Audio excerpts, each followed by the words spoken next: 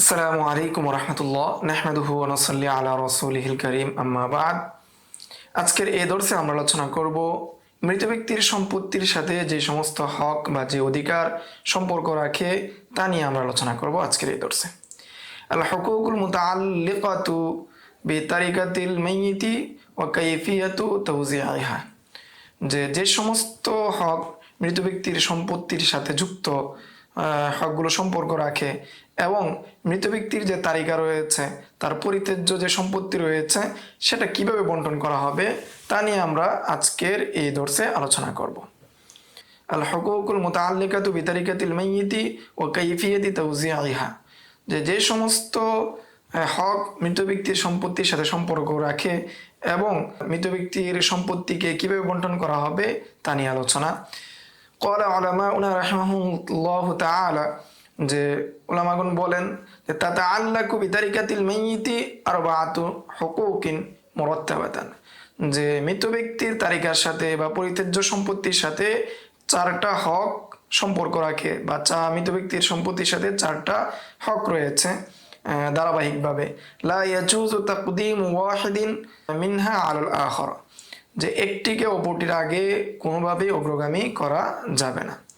তোর মধ্যে এক নম্বর হলো তাজহিজুল মাইয়িতি ওয়া দাফনুহু, যে প্রথম কাজই হলো মৃত ব্যক্তির দাফন কাফন প্রস্তুত করা। এটা হলো প্রথম কাজ।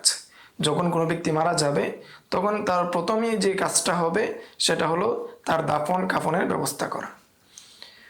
ইউবদাউ বিতাজহিজিহি ওয়া দাফনিহি মিন গায়রি ইসরাফিন ওয়ালা তাবযিরিন, যে মৃত ব্যক্তির দাফনের কাজ শুরু করা হবে, কোনো ধরনের অপচয়ও করা যাবে না এবং কোনো ধরনের কৃপণতাও করা যাবে না। মিসলু, তোর মধ্যে এক নম্বর হলো গুসলুহু, তাকে গোসল দেওয়া। দুই নম্বর তাকফিনুহু, তাকে কাফন পরানো। তিন নম্বর হামলুহু, তার খাটিয়া বহন করা। চার নম্বর দাফনুহু, তাকে দাফন দেওয়া। এই ক্ষেত্রে যে সমস্ত খরচ আছে এবং অন্যান্য আনুষঙ্গিক যে বিষয়গুলো আছে সেগুলো আদায় করতে হবে। দুই নম্বর কাজ হলো কযা ও দুয়ুনিহি, যে মৃত ব্যক্তির যদি কোনো ঋণ থাকে ঋণকে পরিশোধ করা। ইকযা দাইনুহু মিন জামিই মা বাকিয়া মিনাল মাল, যে মৃত ব্যক্তির যে সমস্ত সম্পত্তি রয়েছে, তো দাফন কাফনের পরে যে সমস্ত সম্পত্তি রয়েছে সমস্ত সম্পত্তি থেকে তার ঋণকে পরিশোধ করা হবে। ওয়া মিনাদ দুয়ুনি মাহরুজ যাওজা ইদা লাম তাকুন কবজাতুহু, যে স্ত্রীর মোহর আদায় করা। যে বাংলাদেশে আমাদের সাধারণত দেখা যায় যে এই স্ত্রীদের মোহর আদায় করা হয় না বা করে না, সেই ক্ষেত্রে স্ত্রীর মোহর আদায় করা, যদি তার মোহর অর্থাৎ স্ত্রীর মোহর যদি স্ত্রী গ্রহণ না করে থাকে তাহলে তার মোহর আদায় করা। তিন নম্বর তানফিজ ওসিয়তিহি, যে মৃত ব্যক্তির যে ওসিয়ত রয়েছে, বৈধ যদি ওসিয়ত থাকে সেটাকে পূরণ করা। তুনাফাযু ওসিয়াতুহু ফি হুদুদিস সুলুসি ফাকাত, যদি মৃত ব্যক্তি ওসিয়ত করে তার যে সম্পত্তি রয়েছে সেই সম্পত্তির তৃতীয়াংশ থেকে কি করতে হবে? ওসিয়ত পূরণ করতে হবে। ওয়া ইয়াকুনু তানফিযু বা'দা আদ-দাইনি, আর এই ওসিয়ত পূরণটা তার ঋণ পরিশোধের পরে হবে, ঋণ পরিশোধের আগে হবে না। ওয়ালা ইয়াজুজুল ওসিয়াতু লিওয়ারিসিন ইল্লা বিইজনি বাকিয়াতিল ওয়ারাসা, আর এই ওসিয়ত যেটা হবে সেটা যদি কোনো ওয়ারিসের ক্ষেত্রে তিনি করেন, মৃত ব্যক্তি যদি কোনো ওয়ারিসের ক্ষেত্রে ওসিয়ত করেন, সেই ওয়ারাসত বা সেই ওসিয়ত পূরণ করা আবশ্যক না, সেই ওসিয়ত পূরণ করতে হবে না, সেটা জায়েজ নয়। তবে যদি অন্যান্য ওয়ারিস যারা রয়েছে সবাই যদি সম্মিলিতভাবে দিয়ে দেয় তাহলে সেটা ভিন্ন কথা, দিয়ে দিতে পারে। চার নম্বর যে কাজ তাকসিমুল বাকি আলাল ওয়ারাসা, চার নম্বর যে কাজ সেটা হলো বাকি যে সম্পত্তি থাকবে, এক নম্বর যে ছিল সেটা হলো কাফন দাফন, দুই নম্বর ঋণ আদায় করা, তিন নম্বর ওসিয়ত পূরণ করা। চার নম্বরে বাকি যে সম্পত্তি আছে সেটা ওয়ারিসদের মধ্যে ভাগ করে দেওয়া। মা বাকিয়া বা'দা তাজহিজ ওয়াদ দাইনি ওয়াল ওসিয়া ইয়াকসামু বাইনাল ওয়ারাসাতি বিল কিতাবি ওয়াস সুন্নাহ ওয়া ইজমাইল উম্মাহ, কিতাবুল্লাহ এবং সুন্নতে রাসূল এবং ইজমায়ে উম্মতের দ্বারা সাব্যস্ত যে বিধান রয়েছে সেই বিধানের মাধ্যমে বাকি যে সম্পত্তি আছে সেটা ওয়ারিসদের মধ্যে বন্টন করে দেওয়া হবে।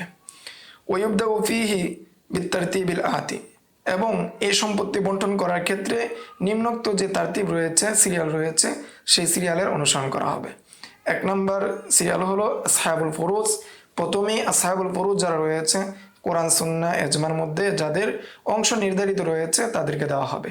আল্লাযীনা লাহুম সিহামুন মুকাদ্দারাতুন ফিল কুরআন, যাদের অংশ কোরআনে নির্ধারিত, সুন্নায় নির্ধারিত, ইজমায় নির্ধারিত, তাদের অংশ দেওয়া হবে। 2 নম্বর আল আসাবাতু মিন জিহাতিন নাসাব, এরপরে আসাবা যারা রয়েছে বংশীয় দিক থেকে তাদেরকে দেওয়া হবে। 3 নম্বর আর রদ্দু আলা যাউল ফুরুজিন নাসাবিয়্যাতি ইযা লাম ইউজাদ আসিবুন, যদি আসাবা না পাওয়া যায়, সম্পত্তি যাউল ফুরুজদেরকে দেওয়ার পরেও যদি সম্পত্তি থাকে এবং আসাবাও যদি না পাওয়া যায়, তাহলে ওই সম্পদ আবার যাউল ফুরুজের মধ্যে বংশীয় যারা যাউল ফুরুজ রয়েছে, অর্থাৎ সন্তান, তার সন্তান অথবা পিতা, পিতামহ, তারা যারা রয়েছেন তাদেরকে আবার দেওয়া হবে, রদ করা হবে। 4 নম্বর জুল আরহামি আনদা আদামি আসহাবিল ফুরুজ ওয়াল আসাবাত, যদি আসহাবে ফুরুজ অথবা আসাবাত যদি না থাকে, তাহলে মাতৃ সম্পর্কীয় যারা রয়েছে, যাউল আরহাম যারা রয়েছে, তাদেরকে দেওয়া হবে। 5 নম্বর আল মুসা লাহু বিজামিআল মাল ইন লাম ইউজাদ ওয়ারিসুন, 5 নম্বরে যে মুসা লাহু, যার জন্য ওসিয়ত করেছে, যদি উপরোক্ত যে 4 প্রকার ওয়ারিস রয়েছে তাদেরকে যদি না পাওয়া যায়, তাদেরকে যদি না থাকে, তখন মুসা লাহুকে সমস্ত মাল দিয়ে দিবে। তানবিহুন ইনদাল আহনাফিল মুতাআখিরিন, যে মুতাআখিরিন আহনাফদের নিকট একটি সতর্কতা, সেটা হলো ক্বালাল মুতাআখিরুনা মিন আইম্মাতিল আহনাফ, যে মুতাআখিরিন আহনাফগণ বলে থাকেন ইযা লাম ইউজাদ বাইতুল মাল শারঈল মুনাজ্জাম, যদি বাইতুল মাল, শরঈ বাইতুল মাল যদি না পাওয়া যায়, তাহলে ইউরাদ্দুল মালু আলা যাওজাইনি আইযান, তাহলে স্বামী স্ত্রী কেউ যদি বেঁচে থাকে, মৃত ব্যক্তি যদি পুরুষ হয়ে থাকে, তার স্ত্রী যদি বেঁচে থাকে, তাহলে এই সম্পত্তিটা তাকে তার স্ত্রীকে দিয়ে দেওয়া হবে। আর যদি কোনো মহিলা ইন্তেকাল করে থাকে, ওই মহিলার যে সম্পত্তি আছে সেই সম্পত্তিটা স্বামীকে দিয়ে দেওয়া হবে। এই ছিল মৃত ব্যক্তির সম্পত্তির সাথে সম্পৃক্ত যে 4টা হক রয়েছে, যে 4টা হুকুক রয়েছে, সেই নিয়ে সংক্ষিপ্ত আলোচনা। আসসালামু আলাইকুম ওয়া রাহমাতুল্লাহ।